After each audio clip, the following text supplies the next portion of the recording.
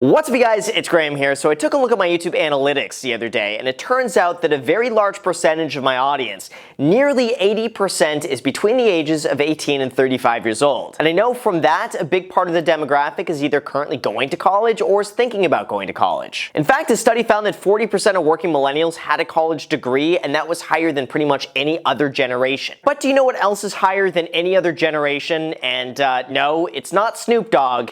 It is student loan debt. And yeah, it's pretty scary. It was found that in 2018, 69% of college graduates took out student loans with an average debt of $29,800. And with only half of millennial college graduates believing that the lifetime value of a college degree is actually worth the cost, it's not surprising why we should be talking about ways to bring the cost down and save as much money of that as possible. Because here's the reality. Even though college might not be for everyone and the cost of getting a degree is skyrocketing through the roof, that doesn't mean that it necessarily has to be as expensive as you think. There are ways to save money on getting a degree if you're simply willing to follow the steps here in this video. So let's talk about the best ways to save money in college, and whether you're currently going or wanting to go in the near future, I guarantee that this video will apply to you. And just watching it into the very end could end up saving you a lot of money in your future. Like seriously, just watching a 12-minute YouTube video could end up saving you thousands or even tens of thousands of dollars in the future. As long as you just make it to the end and make sure to turn that like button blue for the YouTube algorithm. So with that said, let's get into the video. Now, the first way to save money on your college degree is by choosing your school very wisely. As we all know, every college is going to be a different experience with a different focus and a different cost. Just go and look at the numbers, because the average price for a private 4-year college is nearly 3.5 times higher than that of a 4-year in-state school. And if you're wondering why that is, then here's your answer. Public state schools are funded by the tax dollars of the state, which then goes and subsidizes the cost of tuition. And this is also why tuition costs are a lot cheaper for in-state students than it is for out-of-state students. Private schools, on the other hand, are not publicly funded by the government and rely on donors and private individuals to pay for it. Hence, the cost isn't subsidized, and you have to foot the bill for that, not the taxpayers. And even then, the true cost of getting a college degree doesn't end there. There might be additional costs associated with living and moving expenses, and also higher cost of living depending on the area, and other extracurricular activities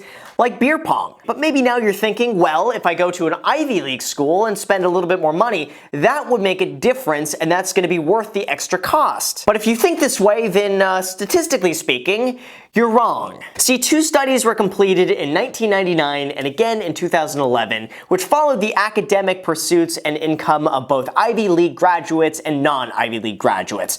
And their findings, honestly, were pretty surprising. Now, here was the study. They tracked the earnings and students of those from Ivy League schools or schools of similar caliber, and then they tracked the earnings of those who were admitted to those schools but instead chose to go to a less prestigious school. Now, if the Ivy League degree really mattered, then that should be evident in the salaries after graduation. But what was actually found was that the Ivy League degree made no difference whatsoever in the salaries of its graduates versus the salaries of non-graduates but who were still admitted. The finding really just suggests that it's the individual attributes of a student that really matter the most, and not which place they got their degree from. And also not from the social networking capital of going to an Ivy League school. So given all of that, it's really important that you focus instead on the type of education you want and the experience that you want. Not necessarily going to the most expensive school because you feel like that's going to be your best chance at making a lot of money. Now, the second way you could end up saving a lot of money in college is by attending a 2-year community college first. This is one of those choices I feel like is so underrated and so underappreciated, and I'm so surprised that more people aren't going this route because it just makes so much sense. Now, price-wise, the cost of attending a 2-year community college is really just over $3,300 a year. That's 1/3 the cost of attending a 4-year state school and 1/10 of the cost of attending a private university. That's a massive savings right off the bat, just for getting the first 2 years of your college degree out of the way. Here's why this just makes sense. The first 2 years of your college experience is really just going to be general education classes anyway.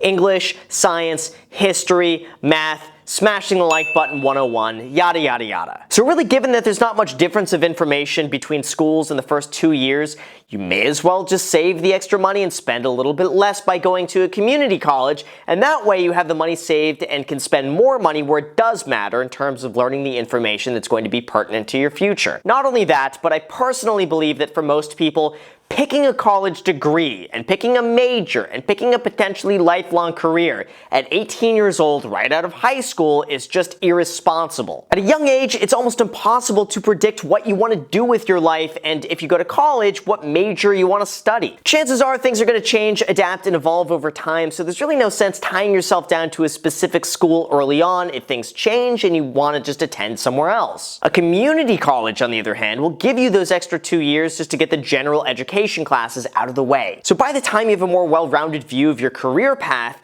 you'll be able to better pick a school that is better suited to your own needs and goals. In addition to that, community colleges also tend to offer you a more flexible schedule, including night classes and online classes, which means you're going to have more time left over to gain more work experience, to save more money, to watch more YouTube videos, and to smash more like buttons. And finally, it was found that community college graduates who later transfer to a 4-year university are more likely to graduate than those who were admitted from high school or those who transferred from other 4-year universities. So this all bodes really well for going to a community college, first not only in terms of cost, but also in terms of being able to work while still going to school and also later transferring and graduating from a 4-year university. Now, number 3, while you're actually in college, no matter where you attend, I think it's really important that you use what you have, and that's by spending your time and not your money. Now here's what I mean. As a college student, chances are you don't have an abundance of money just pouring from the sky, but you do have your time to use instead, and one could argue that is the greatest capital to use. Like, instead of spending your money going out to eat, spend your time to cook food at home. Or instead of spending your money on a car, spend a little bit more time walking, biking, or taking public transportation to get to where you want to go. Instead of spending money on textbooks, spend your time sharing those textbooks with classmates instead. Or instead of going out on weekends and spending a lot of money, spend your time putting something together at home instead. You get the idea. In college, you could absolutely choose to invest your time wisely and save the money you do have, and otherwise get the same experience for a fraction of the cost. Even if that means using your time to find and apply for more scholarships, which could also bring down the cost of your schooling. Really begin to see your time as having value and begin using it now. Go and cook food in bulk at home. You'll invest some time up front, but you're going to have cheap, healthy food to eat throughout the entire week. Go and look through all the free activities your college has to offer, preferably with the ones with free food, by the way, and then go attend. You could end up getting a lot of great networking in, meet some great connections, all without spending any money. And also, of course, getting some free food. So I really believe right now, time is the greatest resource that you have. And it's so important you see your time as having just as much value as having money, because it is. Now fourth, another huge component of the cost of college isn't the cost of education itself, but also the cost of your living situation, and moving off campus could prove to save you a lot of money. It was found that from 2017 to 2018, students spent an average of $10,800 per year for room and board at public 4-year institutions, and that amount jumps to over $12,200 for private 4-year colleges and universities. That's almost $1,000 a month that just goes to housing, not including the cost of tuition, books, transportation, food, and everything else that goes along with that. So you can see how these all add up very quickly and get very expensive. For those reasons, if you're looking to cut down on these costs dramatically, then it might be worth it at first to potentially live at home with your family just a little bit longer. Now sure, it might not be as glamorous as being able to live on the college campus, but if you're going to live at home with your family for the sake of saving money, now is the time to probably still do it while it's still socially acceptable. Hey Mom! The meatloaf! Ma, the meatloaf!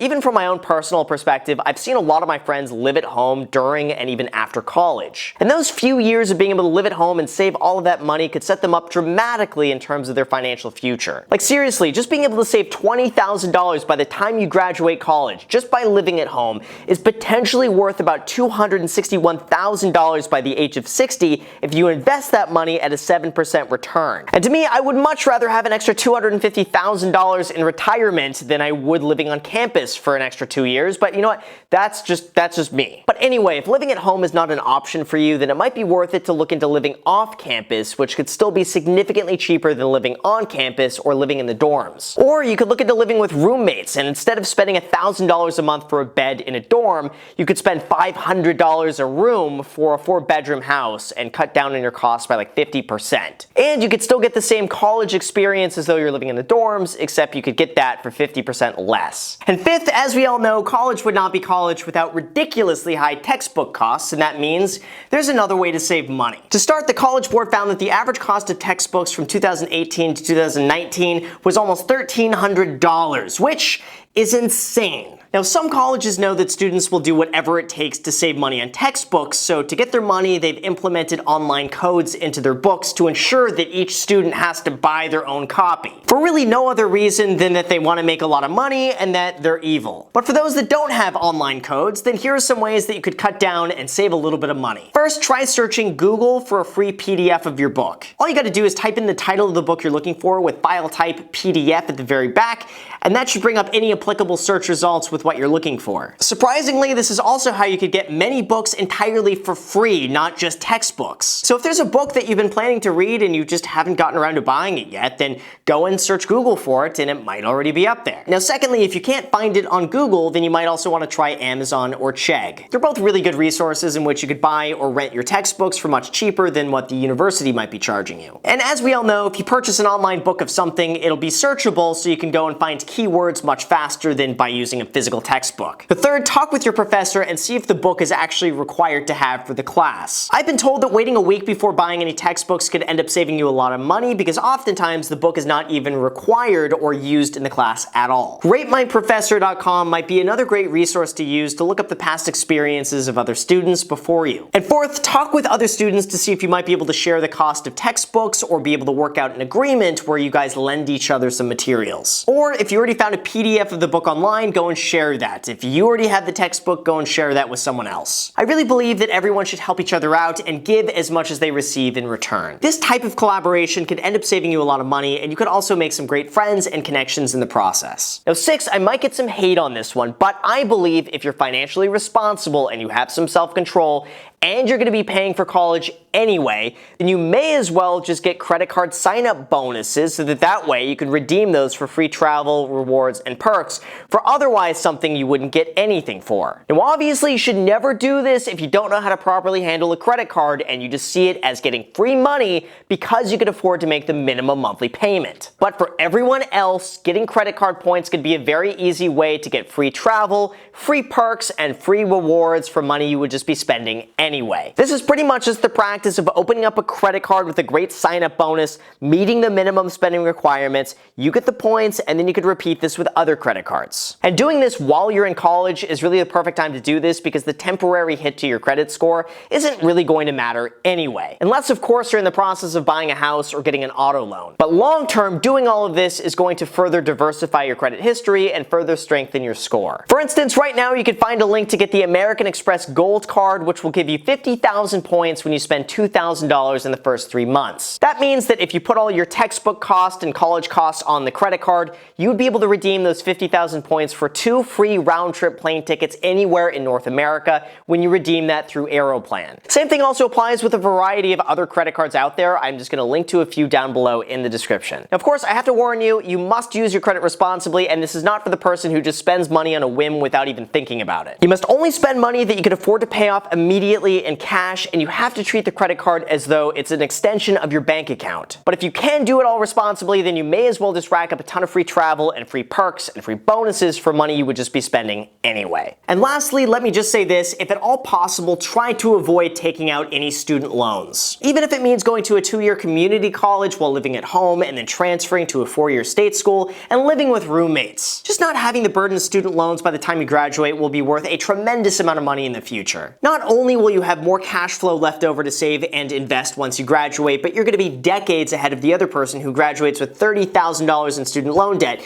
and pays 5% in interest payments until the entire thing is paid off. Your choices right now about college will easily impact the next decade of your life. So if you're thinking about going to college, really consider all of the ways that you could save money and which colleges are going to be the best value for the time that you spend. So with that said, you guys, thank you so much for watching. I really appreciate it. As always, if you guys enjoy videos like this, make sure to subscribe. Also, feel free to add me on Instagram. I post there pretty much daily, so if you want to be a part of it there, feel free to add me there. Also, make sure to add me on my second channel. It is called The Graham Stephan Show. I post there every single day that I'm not posting on this channel here. So that means if you want to see a brand new video from me every single day, feel free to add me on that channel as well. And then one little tidbit for those who made it to the very end. I haven't really done this before, but we're going to do it today.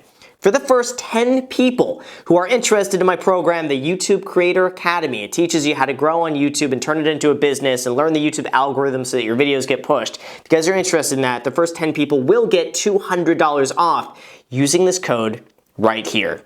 10 people, 200 off. There you go. If you want to use it, great. If not, that's totally fine too. And as always with something like this, full refund in the first 30 days. If for whatever reason you're not happy with it, you just got to let me know within 30 days. That's all I ask, but I would hope that you would be happy with it, obviously. So anyway, with that said, thank you so much for watching, and until next time.